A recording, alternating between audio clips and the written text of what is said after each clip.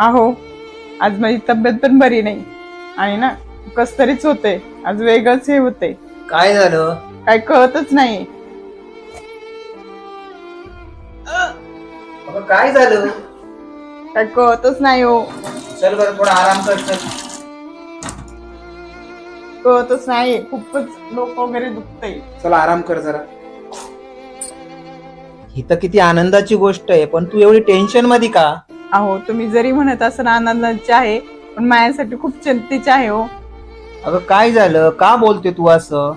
तुम्हाला माहित आहे ना या घरची परंपरा काय आहे. असं काही नाही होत. मी सांगतो आईला समजून. खबरदार या घराची पडदा जर मोडाय गेली तर अगं पण आई, तो अजिबात मध्ये बोलायचं नाही. ह्या घराला पहिला वंशाचा दिवा पाहिजे. ही परसा चालू आहे. ही मोडायची प्रयत्न करू नका.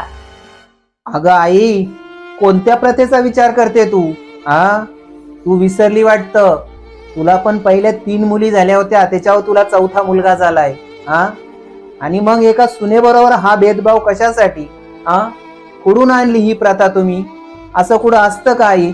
हा, एक स्त्री जर एका स्त्रीला समजून नाही घेतलं तर काय उपयोग? हे मला माहिती नाही. मला वंशाचा दिवा पाहिजे म्हणजे पाहिजे. हं, काय तर म्हणे वंशाचा दिवा. आई, कुठल्या वंशाच्या दिव्या बाबतीत बोलते ग तू? हा, एक मुलगा वंशाचा दिवा बनू शकतो, मुलगी वंशाची पंथी नाही बनू शकत का? अरे आता तरी आई हे विचार सोडा. अरे पोरांनो, मला माफ करा रे. एका पोरा म्हणजे एका पुरी म्हणजे भेदभाव नाही करायला पाहिजे. अगं आई, असं काही नसतं ग. सगळ्यांना जर समान वागणूक दिली तर मुलगा आणि मुलगी समान असतात. ते फक्त आपले विचार असतात. जाऊ दे. हो आई, बरोबर आहे.